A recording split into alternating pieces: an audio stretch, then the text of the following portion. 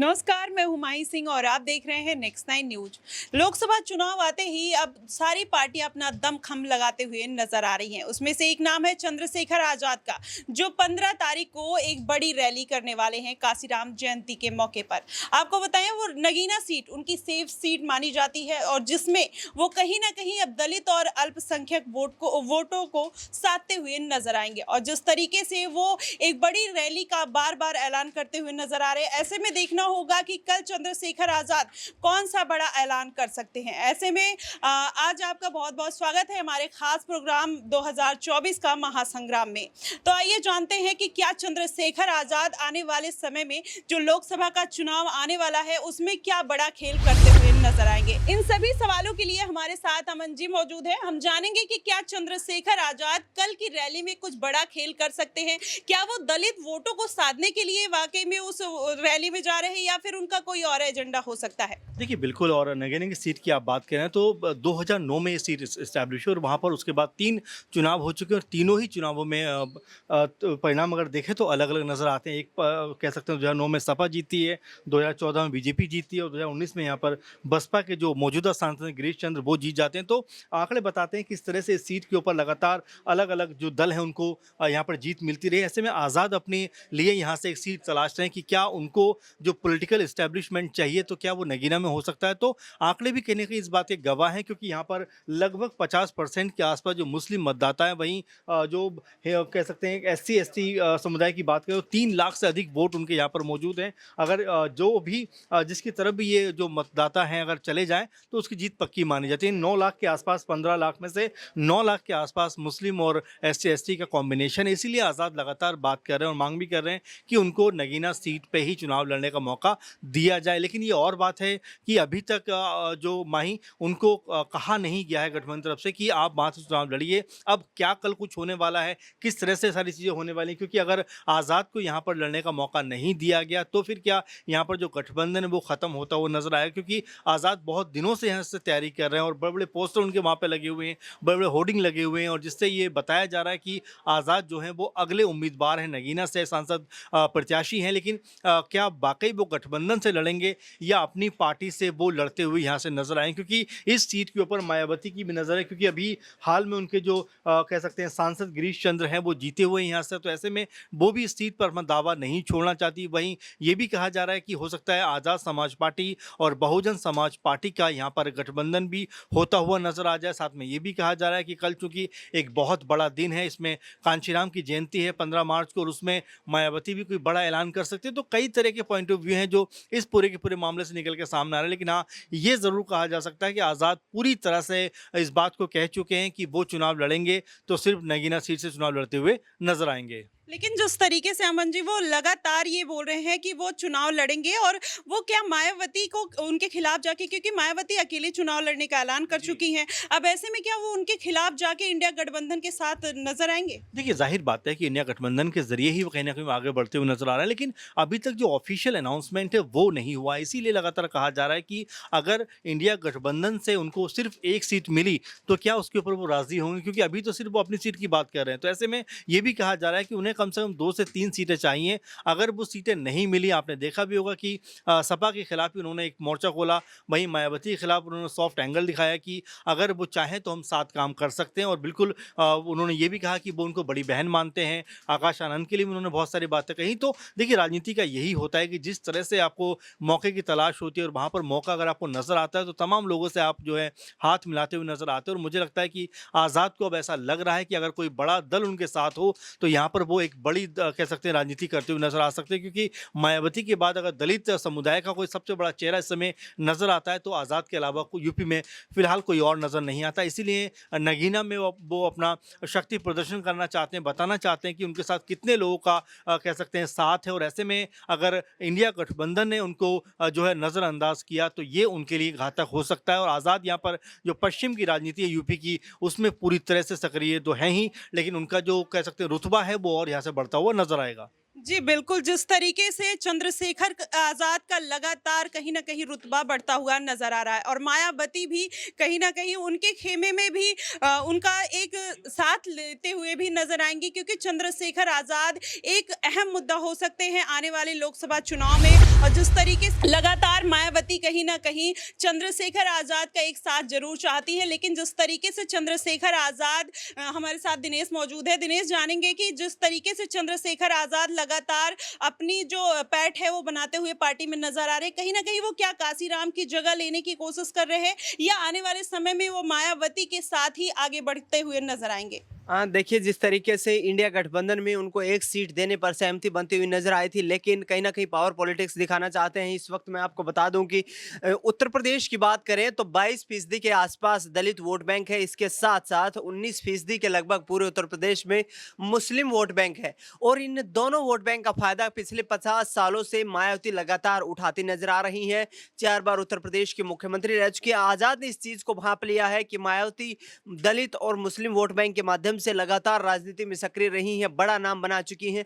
ऐसे में लगातार आवाज उठाते नजर आ रहे हैं, दलितों की आवाज उठा रहे हैं, यहाँ पर मुस्लिम समुदाय से अपील कर रहे हैं कि लगातार जो भी आपके साथ अत्याचार हो रहा है, जिस तरीके से मुश्किलें पैदा हो रही हैं, उस पूरे घटनाक्रम को यहाँ पर कैप्चर करते हुए और काशीराम अंबेडकर के विचारों पर चलते हुए आगे आजाद अब कहीं ना कहीं मायावती के वोट बैंक पर कैप्चर करना चाहते हैं, उस वोट बैंक को अपनी तरफ आकर्षित करना चाहते हैं। यूथ का अच्छा खासा वोट बैंक का उनको फायदा मिलता है। 2024 का लोकसभा चुनाव है, 10 सीटों की मांग करते नजर आ रहे हैं चंद्रशेखर आजाद, लेकिन इंडिया गठबंधन में 10 सीटों पर सहमति बनती नजर नहीं आ रही है।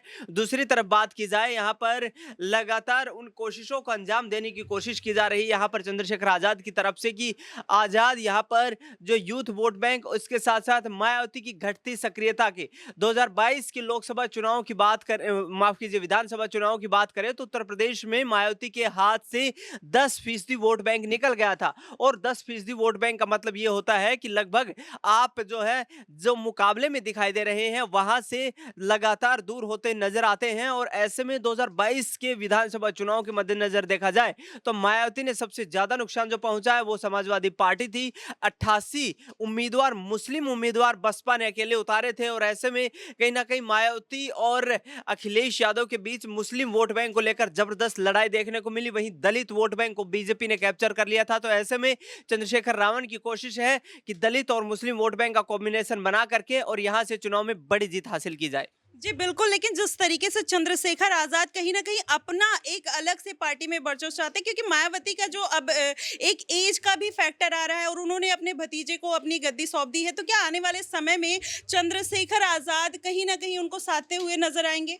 देखिए अभी चंद्रशेखर आजाद के लिए ये राह इतनी आसान होने वाली नहीं है। आकाश आनंद जो कि मायावती के भतीजे हैं, राजनीतिक रूप से अपना उत्तराधिकारी उन्होंने उनको बना दिया है, लेकिन आजाद कहीं ना कहीं ये महत्वाकांक्षी हैं, लगातार मायावती की प्रशंसा करते रहे हैं, लगातार दलितों की मसीहा के तौर पर उनको जो है सम्मान देते रहे हैं। उनका साफ तौर पर कहना है कि यदि मायावती साथ आकर लड़ती है या मुझे कोई मौका मिलता है तो मैं उनके साथ जाने से कोई परहेज नहीं करूंगा।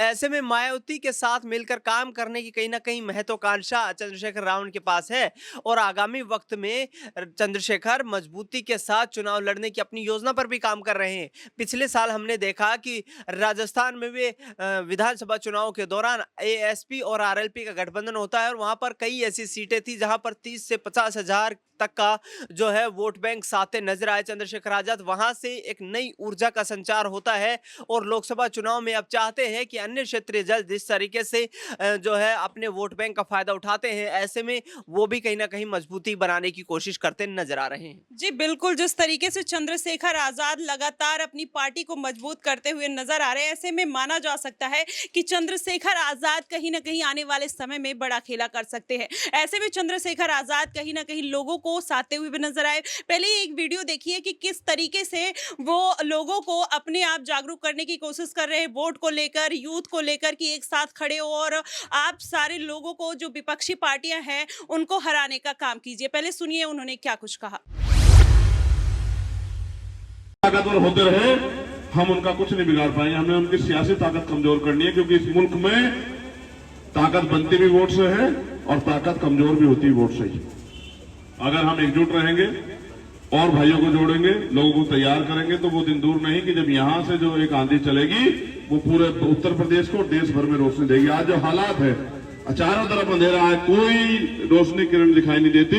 मेरे भाई बंगाल से चल के आए, आज पहली बार उनसे मुलाकात हुई, मैंने उनको सुना, उन्होंने वहां के हालात बताए और उन्होंने ये खतरा जाहिर किया और उनको वहां बैठे उन्होंने कहा कि हमें आपसे बहुत उम्मीदें हैं कि आप इस लड़ाई को लड़ सकते हैं। उन्होंने मुझसे कहा कि मेरे यहाँ वोट नहीं, वरना तो मैं पता नहीं क्या करता, लेकिन मैं यहाँ बहुत मेहनत करूंगा कि लोगों को तैयार कर सकूं। मैं आपसे कहना चाहता हूं, क्या आप उस दिन का इंतजार कर रहे हैं कि हम अपने मुल्क में, अपने भारत में 2 दर्जे के नागरिक बन जाए? अभी जो 3 दिन पहले हुआ, क्या आपने नहीं देखा जो दिल्ली में हुआ? क्या आप दलित समाज के लोगों को पसंद आया जो दिल्ली में?